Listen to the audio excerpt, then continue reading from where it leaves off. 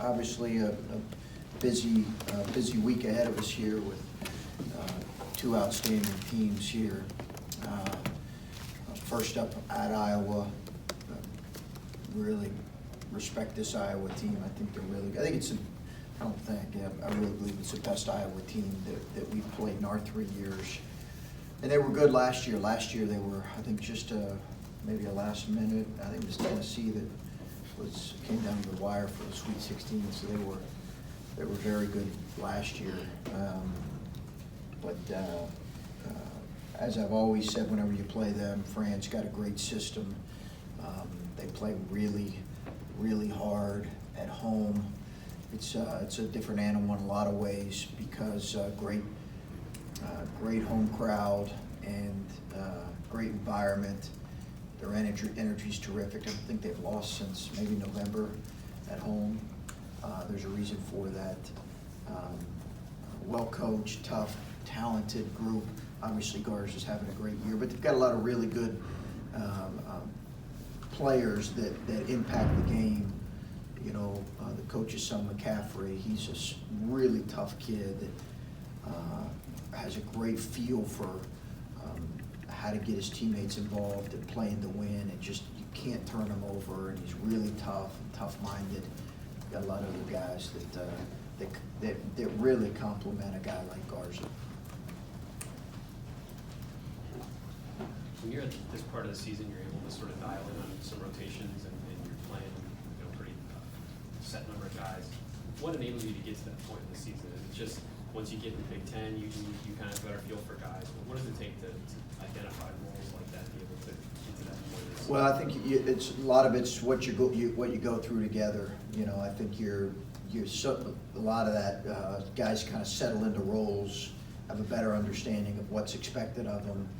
And rotations typically taper back by a player or two this time of year, whatever it was going into it, typically tapers back to a player or two.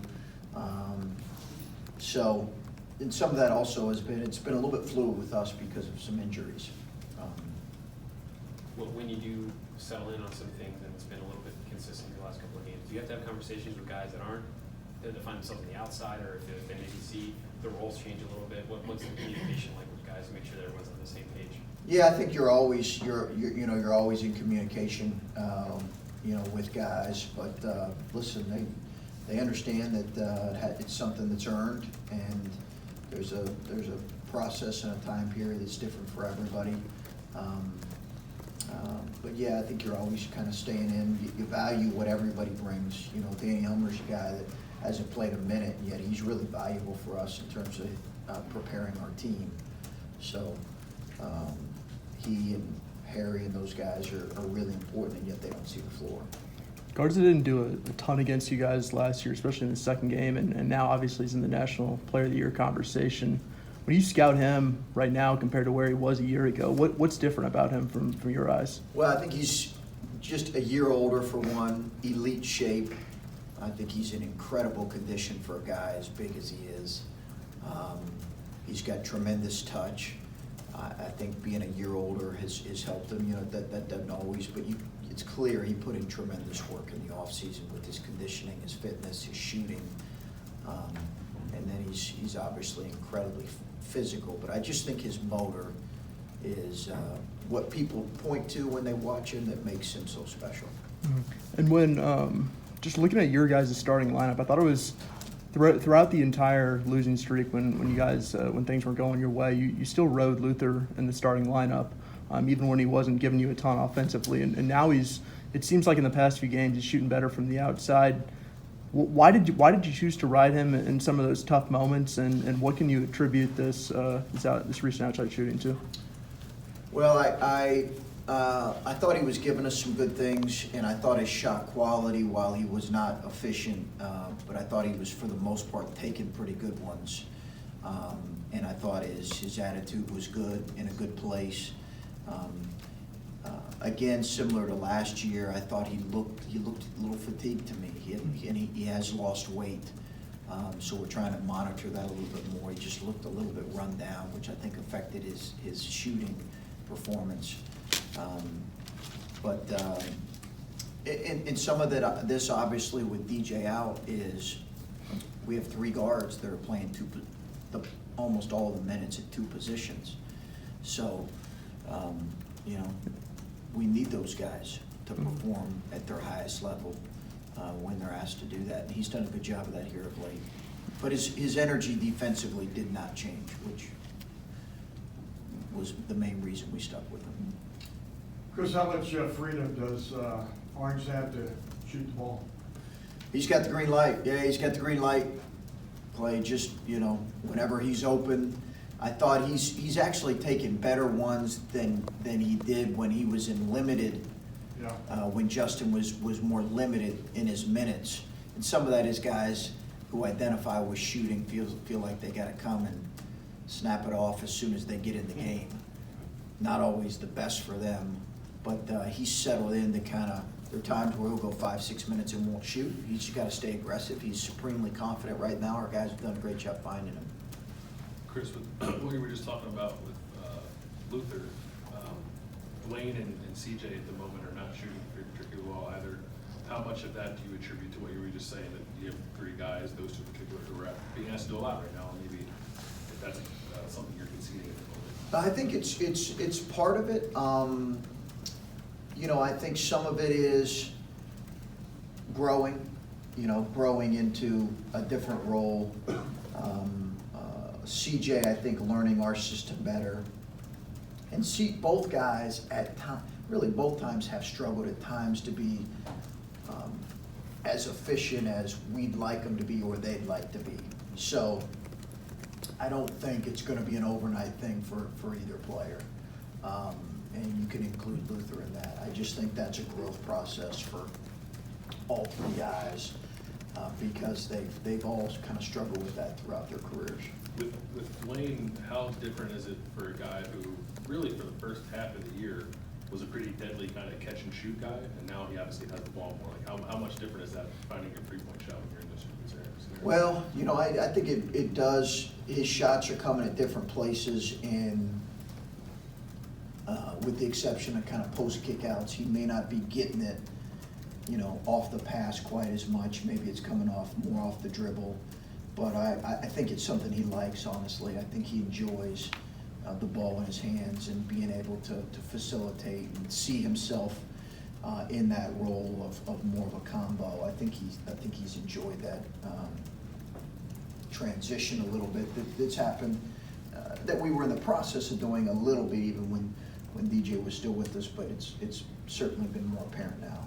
And I was asking Kyle and Justin about this when we were here earlier, and I don't want it to come off the wrong way, but because I'm not making fun of the guy. When Caleb has a play where he just like loses the ball when he's going off for a dunk, and like he's by himself in front of everybody, and it comes in a game where you win, and like it didn't really matter.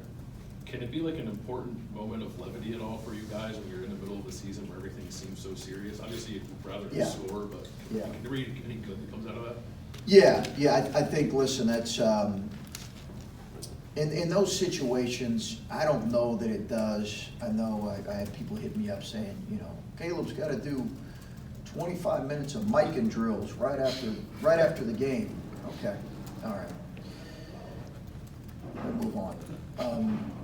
I think you don't want to embarrass a kid in that situation. He understood, you know, he was in front of everybody. He understands he got to go up with 2 hands and make the play and finish the play. Caleb cares about, you know, doing the right thing. He's still learning and growing, you know.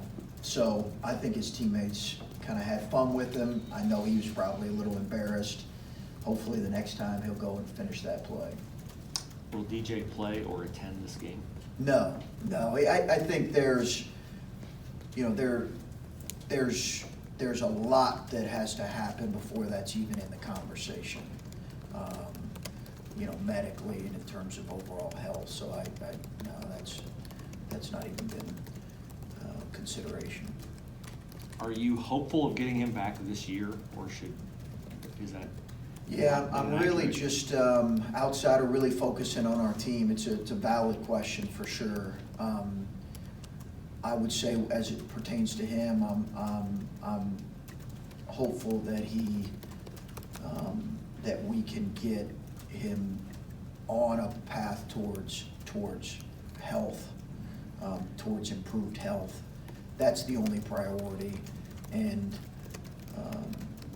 you know, I think obviously we're late in the season, so you can draw your own conclusions on that. It's late in the year, and he's been away for a while, so. But, you know, if and when he returns, there's a lot that goes into, when you leave for medical reasons, there's a lot that goes into being in any way acclimated back, really even outside of our hands, acclimated back into any type of organized activity. Yeah, that's kind of what I wanted to get at, was it's not as simple as like, okay, I'm ready to come back, so I grab my uniform and I play.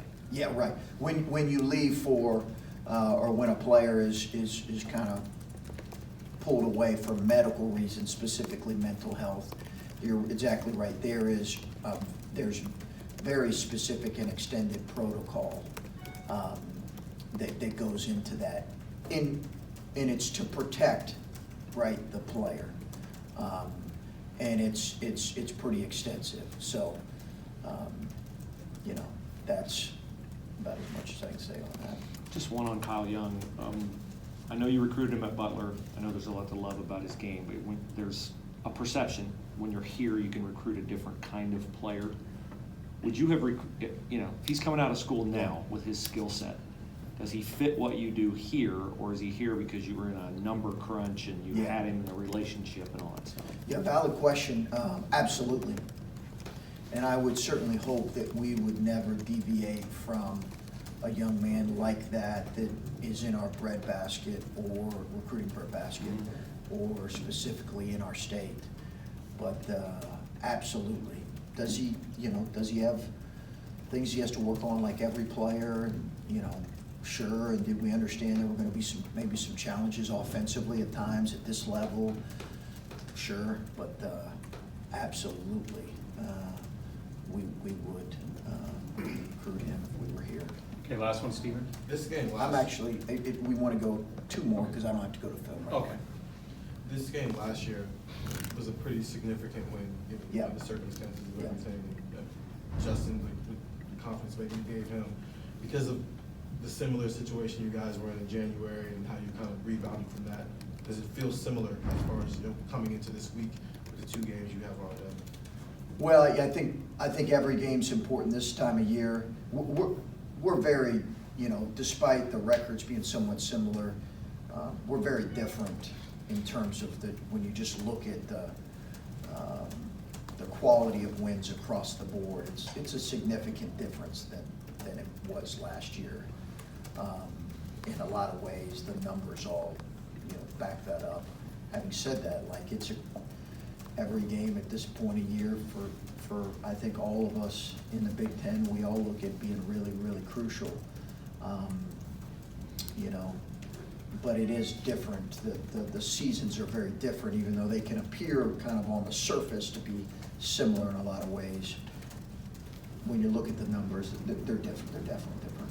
And just for clarification, he's probably not going to play this year, but because of the closeness of where this game is at, is there an expectation that maybe he might attend the game? DJ might be there on Thursday? I don't believe so. Yeah, I don't believe so. What did you think when John Beilein went to the NBA about his ability to adapt? And what do you think that it's ending this quickly? And I wonder if there's this thought that, wow, that's at the highest level, that's pure basketball. You know, that itch that some guys have. Yeah, so are you asking me specifically on him Or just, all that. Yeah, I think it was surprising, sure. John's an incredible coach. And, you know, I think Coach Beilein's record speaks for itself. He's an incredible coach. And I think we all looked at it and said, hey, it's going to be an understandable rebuild there. And you know, there'll be a different organization in 2 or 3 with John at the helm. But, you know, it didn't work out that way. Who knows the specifics of all of it. You know, he'll land on his feet. You know, I've got plenty of friends who are at that level, and we've had a lot of conversations about the differences that they appreciate about being at that level, after having been in college and some of the challenges as well. So it's an interesting conversation that, you know, we've had on occasion.